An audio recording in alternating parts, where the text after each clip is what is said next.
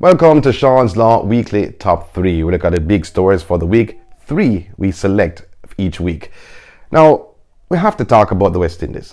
The West Indies winning their first match on Friday, defeating Bangladesh, this by 3 runs, and gaining their first point in the ICC T20 World Cup. It's ongoing. 2 points under their belts from 3 games played.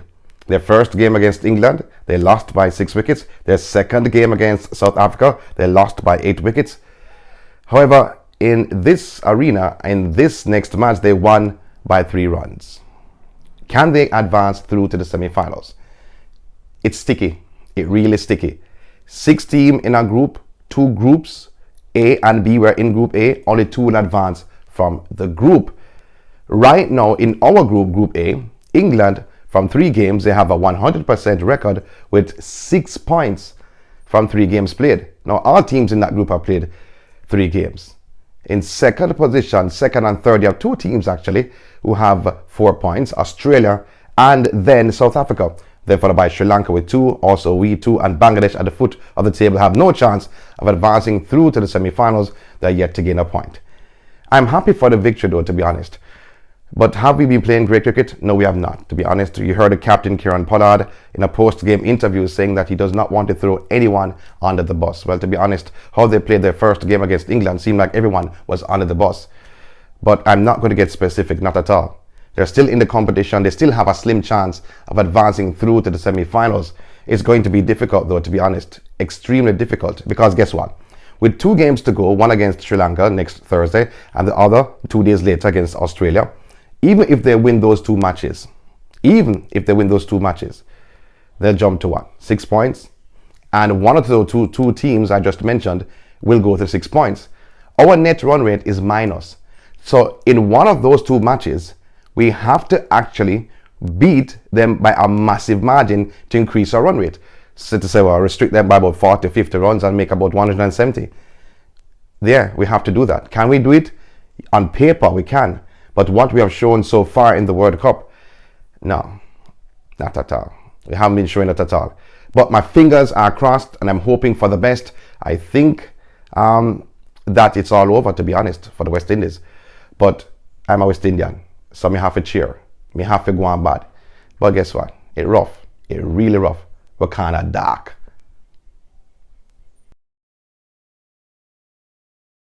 The president of the Jamaica Football Federation, Mike Ricketts, is smiling from ear to ear after he learned on Thursday evening from the Minister of Local Government and Community Development, the Honourable Desmond McKenzie, that the green light has been given by the government for the World Cup qualifying game to have fans in the stands at the National Stadium.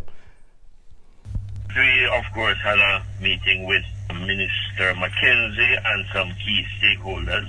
The end result was that we got some very positive news. The details and the entire logistics have not yet been worked out. But what I can safely say is that there will be some spectators in the stadium when we engage the US on November 16th. Albeit only persons who are fully vaccinated will be permitted entry. But we are just very, very delighted at the prospects, and we are hopeful that we will be able to, out of the move, ensure that we get 3 points from the US when we engage them on November 16th. Yeah, Mike. Happy for you. Really happy for you. However, the story is, at least a day or 2 before in Parliament, the Prime Minister of Jamaica, the Honourable Andrew Holness, said this. I know many persons would have loved to witness the match in the stadium. It may be a possibility in home games to come, maybe not the next one, but maybe the one after, because we are putting in place the measures to treat with public gatherings for vaccinated persons. The science behind it is clear.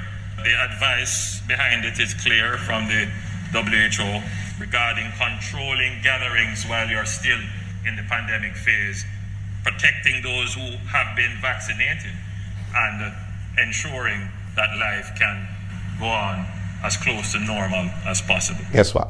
But it was a right about turn from the government, and I'm glad that they did that, so that fans can be in the stands. I don't know how many persons are saying 5,000 fans. Maybe it was said it was 5,000 fans to be in the National Stadium for that game. We can ask the question, how come it took so long?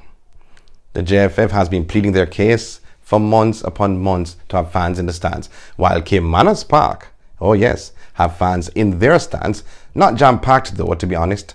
And then it was offered to the J3s to have fans in the stands for the National Senior Track and Field Championships. Last minute though, so they couldn't actually really do it at that time. But it was offered. But the J3s, they were pleading, they were asking, they were bellowing.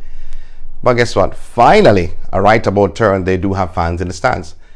Fine, that's past, done and dusted. The allowance is there. Fans in the stands. The big question is, if 5,000 tickets, which we know is going to be expensive, because guess what? The JFF kitty dwindling down and they need some money. If those 5,000 tickets, if it is 5,000, are going to be issued out, who will get it? Who will be the persons that will be able to buy those 5,000 tickets? Will it be online? And the country that's coming, will they be coming with fans so that they can get some of the tickets that are going to be available? It's a tricky situation now when you have limited amount of tickets for the game. How are the JFF going to actually distribute those tickets? Because you have to actually have a distribution system.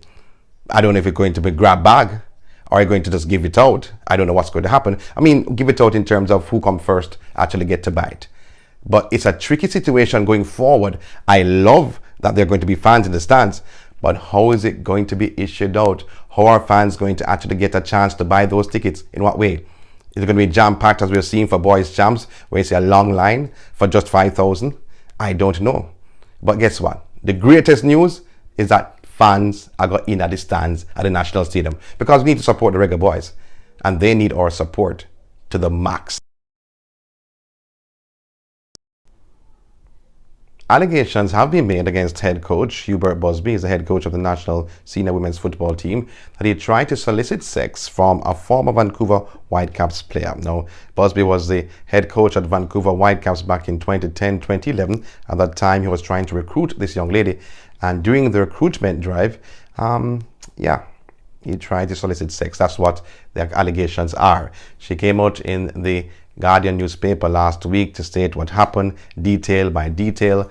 Persons are accusing the individual, but just wait. I'm just asking you to wait until everything comes out. Those are her words, and in detail, I can tell you that much.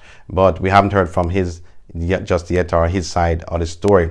But what was surprising though, Vancouver Whitecaps sent out a release yesterday, and I have it right here on Instagram, saying this: the club's leadership was made aware of allegations against Busby at the end of the 2011 season and promptly secured the services of an independent ombudsperson to oversee an investigation into the matter, which ultimately led to the departure of Busby. We have since learned that the investigation did not reveal certain allegations that were disclosed this week. Our communication with players, staff, and the soccer community as to the reasons for Busby's departure was also inadequate. We should have done better, and for that we are deeply sorry. That's what they said. Yeah, that's what Vancouver Whitecaps said. Doesn't look too good for Busby though, to be honest. After they said this, what are they trying to say? But let us not say anything just yet. Let's hear his side of the story, and we know what's going on. JFF will have a meeting with him, so we know what's going on. That's it. We are aware of the allegations. In fact, I just came off the phone with Coach Busby. He's hesitant to discuss the issue. He said he has had discussions with his attorney. We definitely will have some further discussions with him. In fact, the executive of the federation will meet with him at 9 o'clock on Tuesday morning, where I think he will be in a position to more home-level discussion with us. But we'll definitely meet with him on Tuesday morning at 9 o'clock. After that, the JFF will be in a position to make a more explicit comment on the allegation.